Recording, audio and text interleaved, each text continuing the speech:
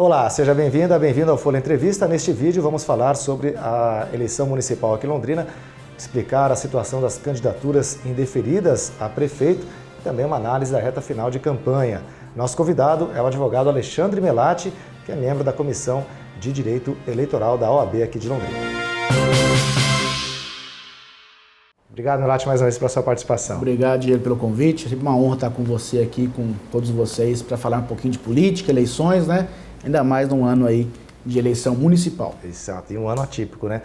Melati, vamos começar falando, queria que você explicasse para os nossos espectadores a situação dessas duas candidaturas a prefeito que foram impugnadas em primeira instância pela Justiça Eleitoral aqui em Londrina, a do deputado federal Boca Aberta, do PROS, e a do ex-prefeito Barbosa Neto, do PDT. Sem entrar no mérito do que foi julgado, como é que fica o processo? Eles continuam podendo fazer campanha?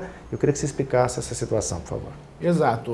Nós temos o artigo 16A da Lei 9.504/97, que é a chamada Lei das Eleições, e esse artigo permite o quê? Aquela pessoa que teve o seu registro indeferido que possa recorrer. O recurso é um direito básico de todo o Estado de Direito que nós vivemos, né? Então, recorrer é um direito. Certo. Ponto. Com o recurso, a sua candidatura fica sub júdice, ou seja, sob análise de uma instância superior. E nesse ponto, o artigo 16A permite que o candidato sub júdice ele realize todos os atos de campanha eleitoral, tenha sua foto na urna, inclusive tem horário de ser votado. E pode ser votado. Certo. Tá certo? E por que isso? A população pode achar estranho, né? Achar que isso é um absurdo. Já houve muita discussão em relação a isso quando Lula tentou o seu registro, né? Por conta que havia ali, né, tal, supostamente, quem que afirma que tem uma inelegibilidade é o juiz eleitoral. Eu não posso falar isso antes. Certo. Eu posso ter ali uma aparência, né, de inelegibilidade, mas quem vai afirmar isso é o juiz. Né? Então, o artigo traz essa possibilidade da pessoa realizar os atos de campanha, para evitar injustiça. Se por um acaso a pessoa tem o registro indeferido, em primeira instância, e não era inelegível, ou era uma situação puramente formal, pro forma e documentação, que teve muitos vereadores que foi por conta disso, documento que faltou. Você imagina você restringir ou impedir um direito constitucional, que é o direito à candidatura, o direito de pôr seu nome à disposição da população, e num recurso conseguir reverter. Então, para ser menos prejudicial para o processo democrático, para o eleitor em especial, se dá a possibilidade de recorrer e continuar em campanha. Tá? A grande questão é, se por um acaso, já aconteceu em Londrina isso, a pessoa que está com o recurso sub júdice ganhar a eleição, aí não é diplomado, não toma posse, até que o seu registro seja deferido posteriormente em uma instância superior. Né? E segundo turno, se por um acaso um candidato sub júdice conseguir votos para segundo turno, se realiza o segundo turno. Normalmente. Porque leva essa questão de o menos prejudicial para a democracia é você garantir a pessoa concorrer. Certo. Porque o pior seria se a pessoa fosse segundo turno, não fizesse segundo turno, diplomasse aquele que ganhou o primeiro turno, depois viesse a conseguir o recurso e aí? Aí vamos refazer a eleição, então o menos prejudicial seria realização do segundo turno. Vamos lembrar aqui, o Melati já fez essa menção, em 2008 aconteceu essa situação aqui em Londrina, né? Então o candidato Antônio Belenatti venceu a eleição no segundo turno, mas ele estava sub júdice, já tinha entrado naquela questão da lei da ficha limpa. O TSE, o Tribunal Superior Eleitoral, só julgou esse recurso depois do resultado. Por isso a candidatura, a vitória do então candidato Antônio Belenatti não foi anulada, né?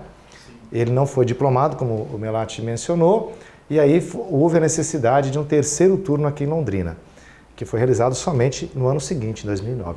Há esse risco então, né, Melati, esse ano, sim, dependendo de quem vence a eleição. Sempre que há candidatos com recurso, né, com registro deferido na instância primeira, que é o juiz eleitoral, e com recurso, subjúdice, sempre há o risco da pessoa ganhar a eleição, né, e vir a não conseguir reverter esse recurso, e essa decisão, e aí sim, né, nós vamos ter um terceiro turno novamente, que é a chamada eleição suplementar.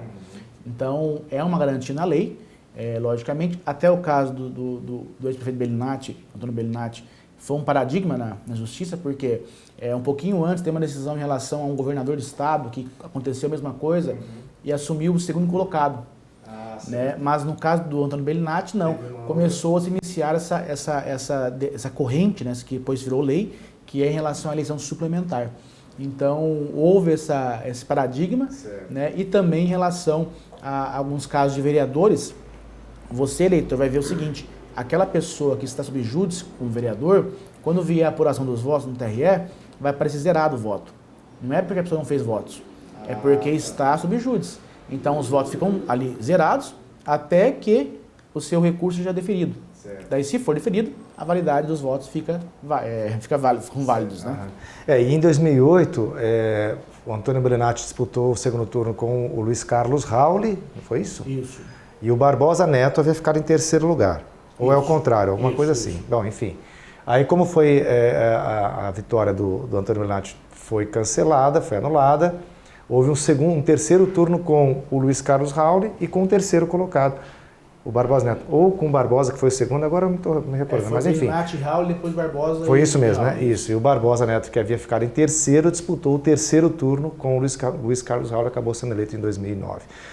Bellinati, como é que você está vendo a campanha? Você acha que a pesquisa do Instituto Multicultural, em parceria com a Folha e a 91.7 Paiquerê, a Rádio Paiquerê, lançada no começo da campanha, apontava um alto número de pessoas ainda que não sabiam quem votar, né? Você acredita que haja uma tendência de grande abstenção nessa eleição?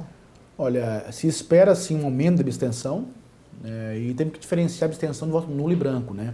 A abstenção, ela é falta, é ausência, é a pessoa que não vai votar, aquela que não vai até o colégio votar a eleição.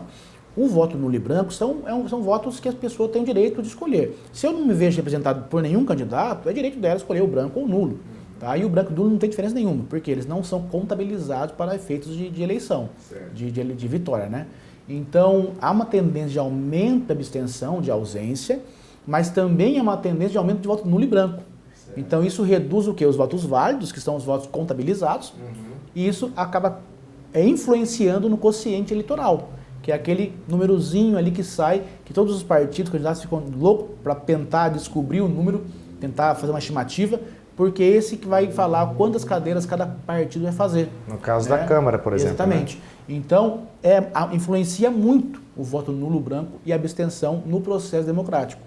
E ele tende a favorecer quem, por exemplo, esteja em primeiro lugar na corrida eleitoral? Sim, o voto nulo e branco ele é um voto que não é contabilizado. Então, logicamente que ele acaba não beneficiando, mas acaba contribuindo, lógico, com a vitória do primeiro colocado. Não é, antigamente o voto branco ia primeiro colocado, né? Mas a Constituição mudou isso. Então, o voto ele não é contabilizado. Entretanto, se a pessoa está em primeiro lugar, se descarta o voto nulo e branco, ele continua em primeiro lugar. Certo. Então, não influencia no impacto da eleição, né? Não tem impacto no resultado do pleito. Bom, em relação à eleição para a Câmara, você acha que a tendência é de haver uma renovação considerável? 16 vereadores são candidatos à reeleição. Ou você acha que há uma tendência de que a maioria consiga voltar à Câmara? Olha, é uma campanha muito difícil, né? Nós, assim, que estamos acostumados com campanhas, a gente vê a rua vazia, né? Não vemos muitos materiais de campanha sendo distribuídos. Há muito receio do eleitor, do candidato bem fazer uma campanha mais agressiva de rua e a pessoa fala, poxa, estamos em pandemia, fechamos comércio, fechamos escolas e aí vem o candidato fazer política aqui. Então, a política está muito criminalizada. É aquela questão da política ser hoje olhada, os olhos da população é coisa ruim. E não é verdade, né? A política ela é boa. Ela só pode transformar a política pela política. Não vai ser o judiciário que vai transformar a política. Então, tem esse sentimento que a gente percebe nas ruas, nas redes sociais, né? Nas esferas, né, públicas, vamos dizer assim, informais, de que há uma rejeição à política e em ano de pandemia, uma eleição atípica, difícil. Então, é uma eleição mais difícil para quem busca a reeleição, logicamente, do que quem está buscando a primeira vez a vaga. Entretanto, tem outro lado da moeda. A pessoa que busca a primeira vez a vaga não tem experiência de campanha, não é conhecida, campanha curta, com pouco dinheiro, porque fundo partidário não chega no município, fundo especial, né? Chega para poucos partidos ou poucos candidatos. Então, tem esses dois lados.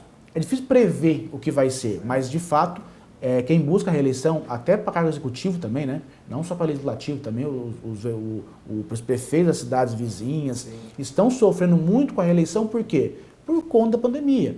Tiveram que tomar atitudes drásticas, firmes em relação ao combate ao vírus, né? E isso influencia, logicamente, no eleitor. Então, há uma expectativa assim, de renovação. Olha, o quanto isso é difícil falar, porque são 564 candidatos, acho que 548 com os recursos agora, e os novos estão chegando com muita vontade, mas às vezes não conseguem atingir o eleitor por conta do tempo de campanha, e os que estão atualmente têm dificuldade da reeleição por conta do desgaste que tem a política e ser político. Sim, né? sim. Bom, para a gente finalizar, você acha que a mobilização nas redes sociais ainda pode fazer a diferença numa eleição municipal, Melati? Olha, eu creio que a rede social tem muito mais força numa eleição nacional. Né? Por quê? Porque envolve a situação do engajamento em causas, também, ideologias, em coisas mais abrangentes, mais amplas, né? Que consegue atingir um grande número de pessoas em todo o Brasil. O município, as pautas são diferentes. Por isso que eu sou contra, por exemplo, você unificar pleito. Certo. São pautas distintas. Município, se busca o quê? Eu quero a minha rua asfaltada, eu quero médico no posto de saúde, né? Eu quero uma nova UPA, eu quero... Então, as demandas são diversas, então você não consegue atingir tanto por meio de rede. Né? O município realmente é uma campanha diferenciada. Né? Infelizmente, o município sempre é o menos valorizado na República Brasileira. Né? É o que menos tem imposto, dinheiro de impostos, é o que menos tem também recurso em eleição. Né? Então, isso é uma questão que eu não acho que tenha tanta influência. Tem sim, para certas candidaturas e a cargos legislativos, geralmente. O executivo, ele é uma campanha mais abrangente, mais ampla. A TV é importante, o rádio é importante, os debates são importantes. Né? Mesmo com a pandemia, sabatinas, debates, então, são importantes. Eu acho que isso leva o eleitor a escolher o seu candidato. Embora eu sempre vou falar que é um absurdo uma campanha de 45 dias. É muito pouco. É muito pouco. Tá certo. Lembrando que o primeiro turno, 15 de novembro, hein? As eleições já estão na reta final. São 10 candidatos a prefeito aqui em Londrina.